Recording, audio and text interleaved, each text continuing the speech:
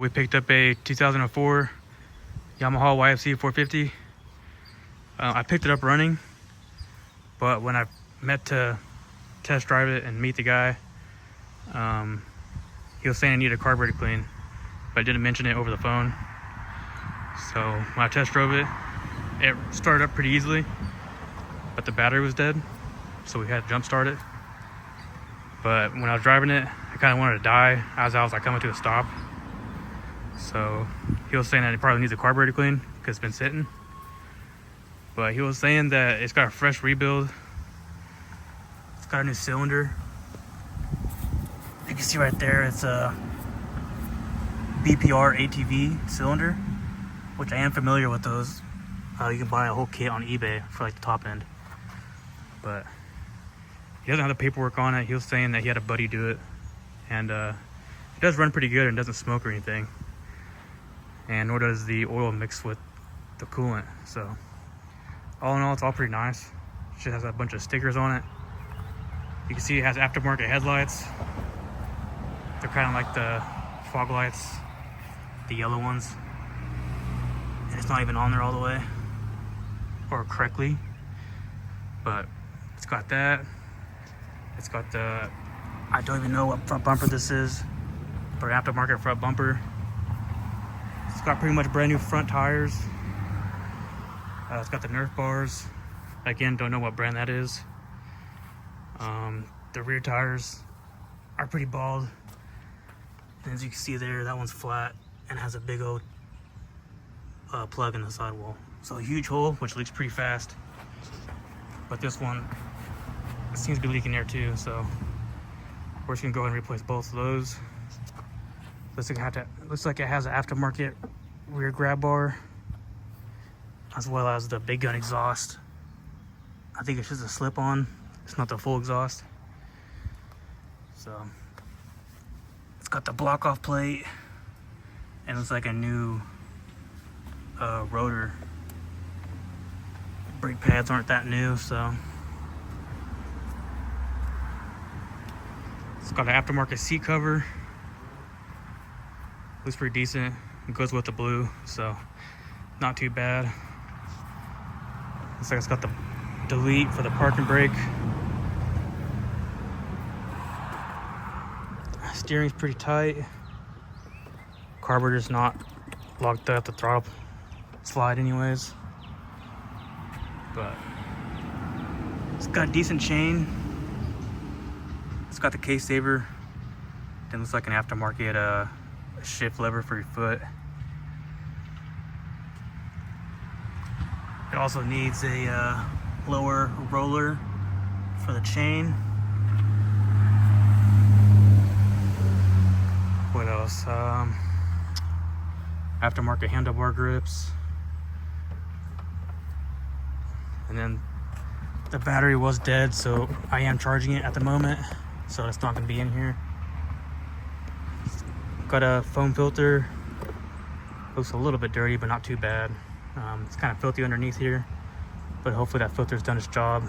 Not sure because it's not too tight, and it's a little oiled up, so that's kind of a plus. It's missing the airbox filter cover. I might order up one of those just so it don't get into the motor, since it was stating that it's a brand new top end. So looks like it has new gaskets here for the clutch side. I'm not sure if that just leaked or if he did any clutch work on it. I believe the starter solenoid's new, as well as the starter.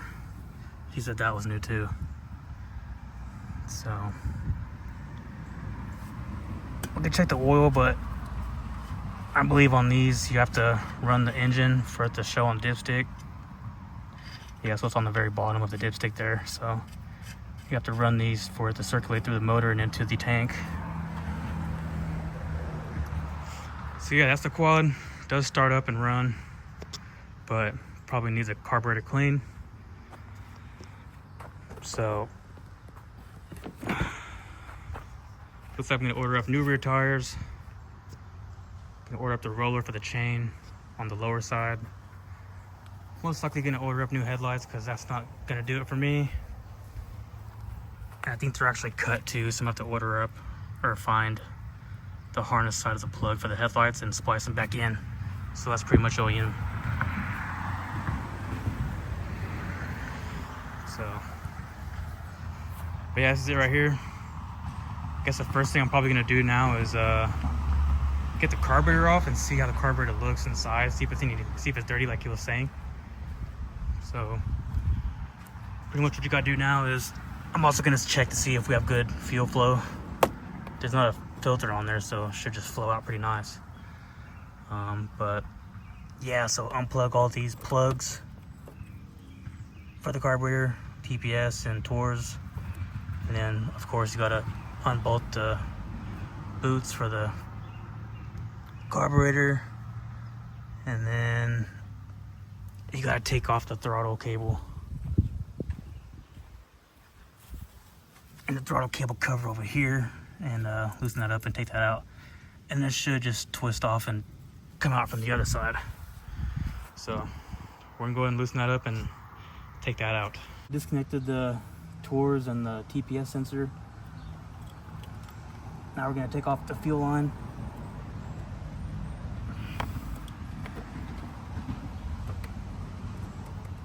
Golly.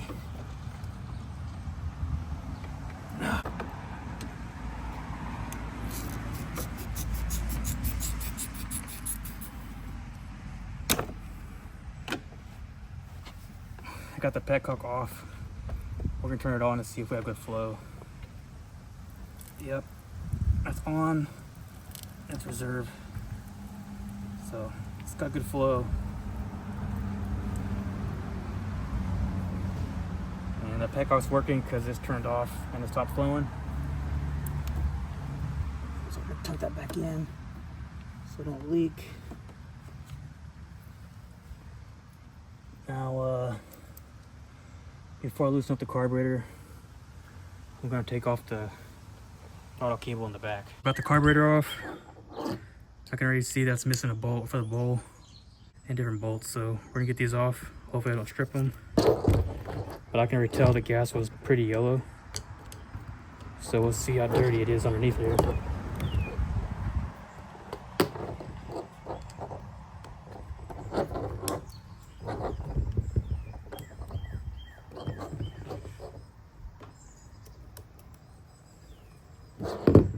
It's also got an aftermarket fuel screw.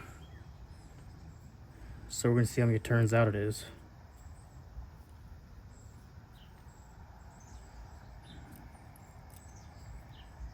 Half, 1, 1.5, 2, 2.5, 3, 3.5,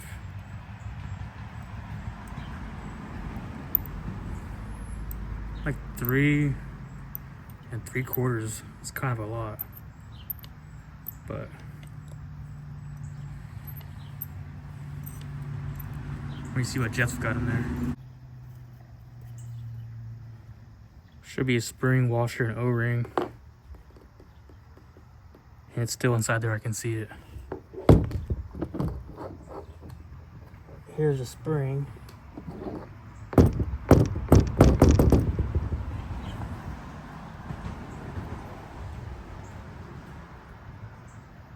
Yeah, I think I see the washer and O-ring in there, but we're just gonna keep that in mind that it's still in there.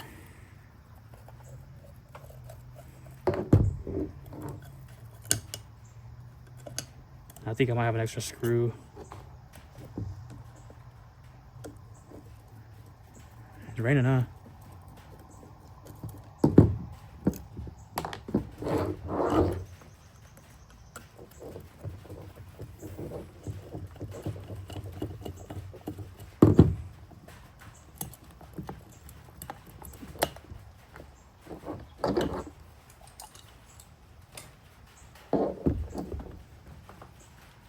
Here's the bowl.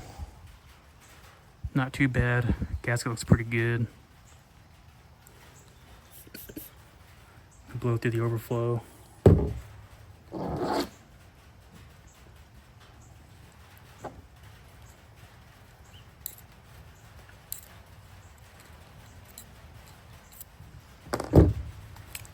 starting to rain on us. Let's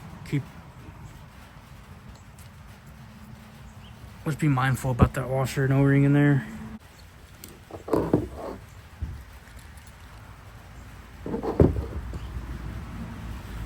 Pilot. Looks pretty small. 48, that's pretty good.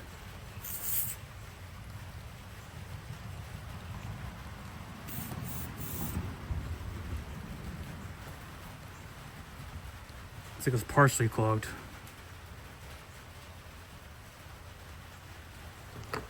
But so far, looks good.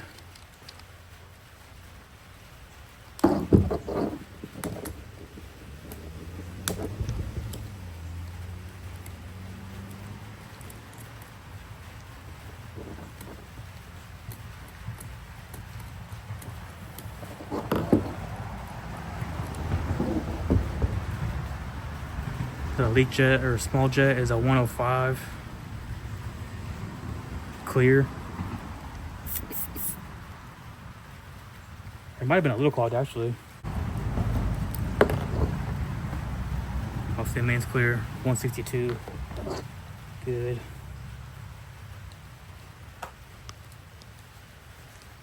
Also the accelerator pump was working because when I took it off and I turned the throttle plate, it was squirting fuel, so that's good. So no worries there. Also, the choke is not choking. You know, this is a trick where you can put a zip tie here and it holds it on the notch. So we can do that.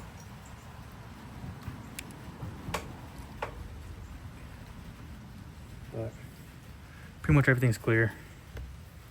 Wasn't leaking fuel, so we know the height and everything in the needle is clean. The seat is clean. And the O-ring's good inside there, so, or the rubber on the needle's clean, so. I'll get some carburetor cleaner and spray through everything. Choke wasn't working, so make sure the rubber piece is all the way in the bag where it's supposed to be. Now I can put this on.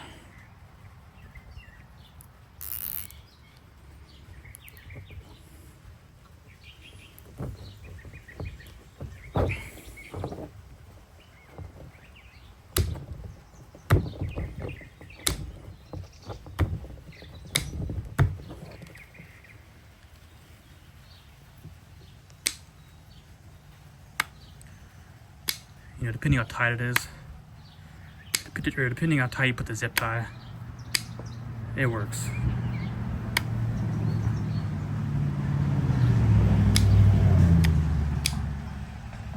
So,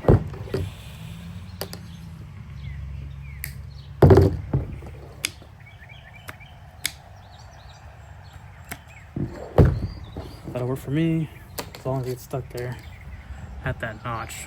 So.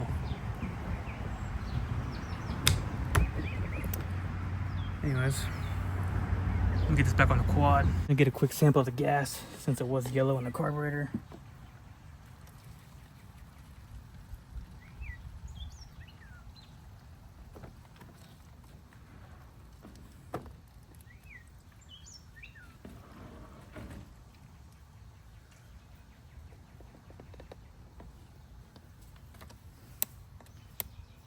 Pretty yellow, but not too horrible. I guess the battery's still dead.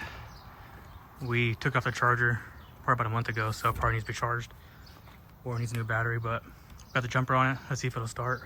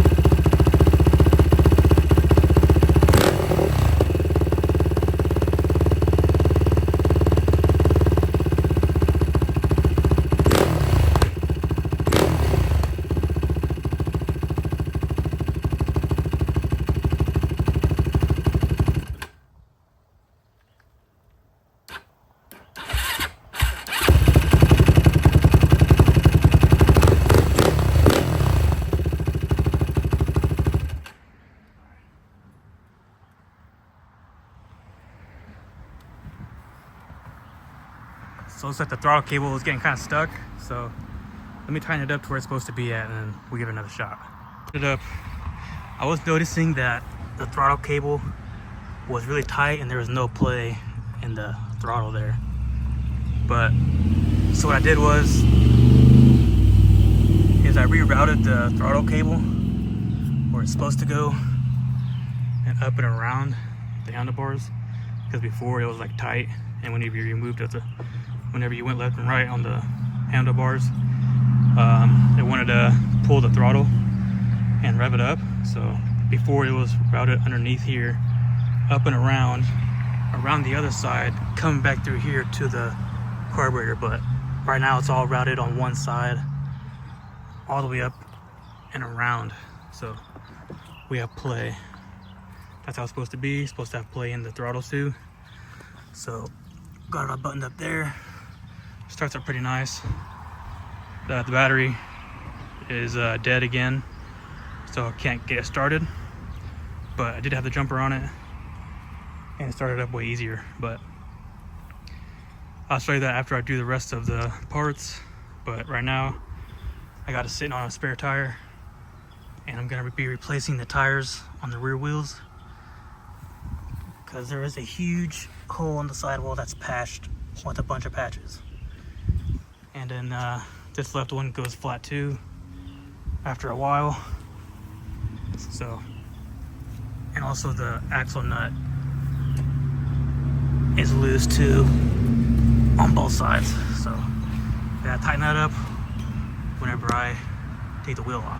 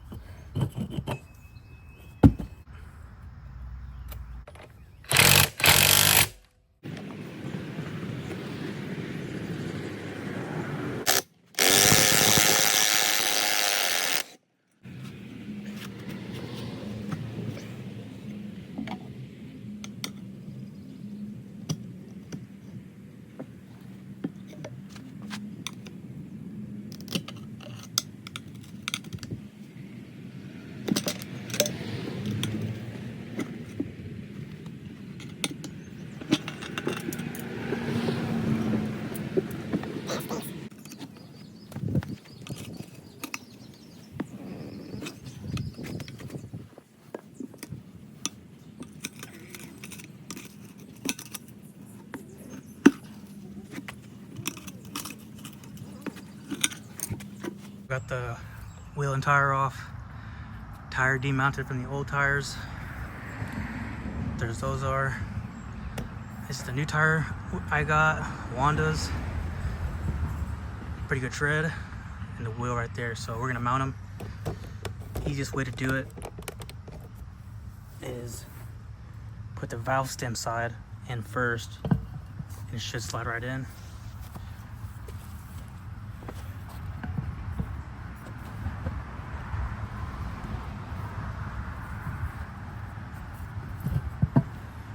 That, flip it around,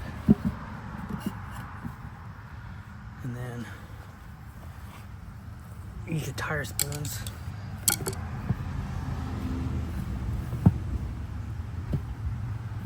Stick it with your knee.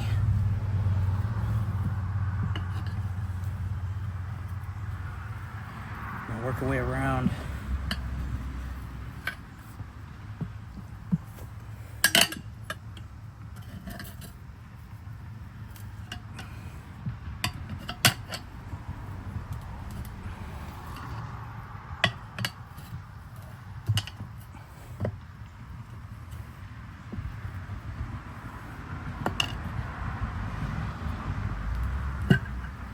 Just like that, and it's on. So you can't just air it up because it's way too much room. So either you gotta use a cheetah, or you can use fire and like brake cleaner with air shooting through it, and it should blow it up and seat the bead. So that's the method we're gonna do. So y'all can try it if y'all like, and we'll show you how it's done.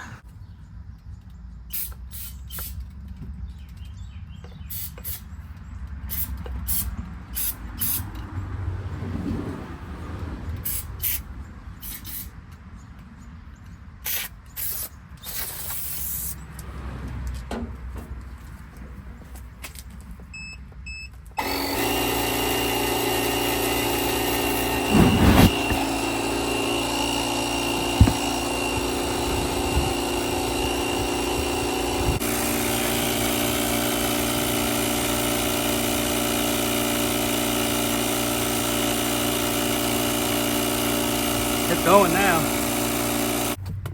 So that one is baited.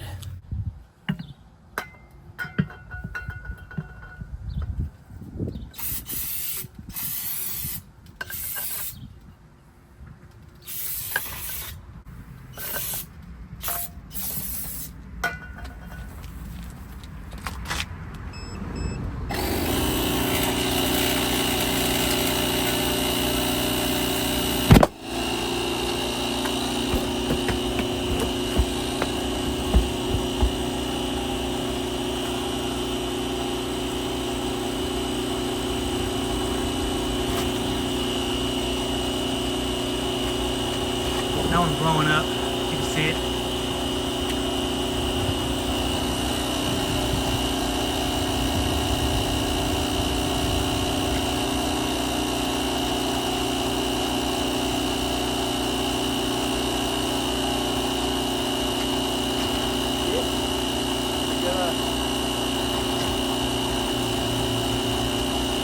So we're gonna put the headlights on.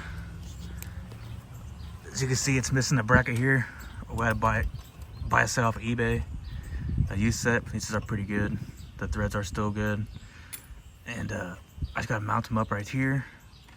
And then the connector has also been cut, and I don't have the connector side for that. So we'll probably have to splice it in there, which is not a problem. We can do that. Same for this side. Got the bracket here, just gotta tighten it up. And then the wires down here are cut as well for this side too, because it did have like those. LED yellow fog light style ones. So it was just missing the brackets here, and then we can mount the headlight on. So let's go ahead and mount the headlight on. And I'm probably just gonna tap it in. It's got an LED strip on it, so we're gonna tap it into the switch here for the ignition. So let's go ahead and tighten this up and then get the headlight on and figure out which one has a constant power from the battery and which one has the power whenever you turn the switch. So we want it to be the one where you turn the switch so it's not on 24/7 and draining the battery. So we'll figure that out, and I'll show you the wiring that we did with it.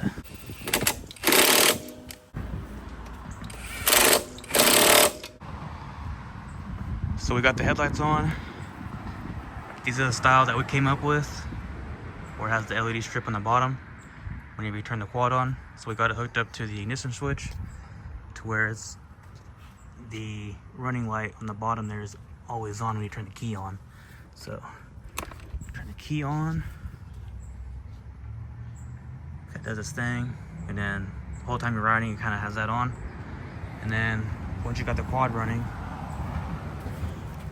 let's go and start it.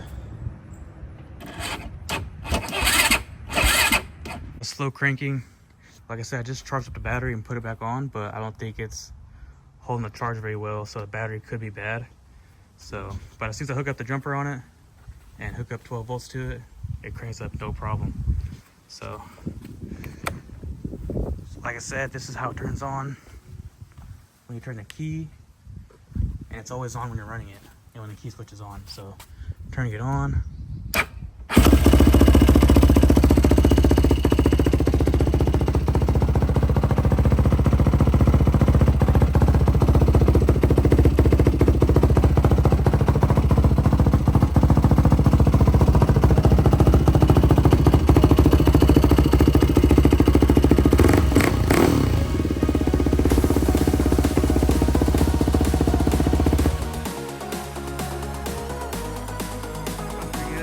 I got a battery for it.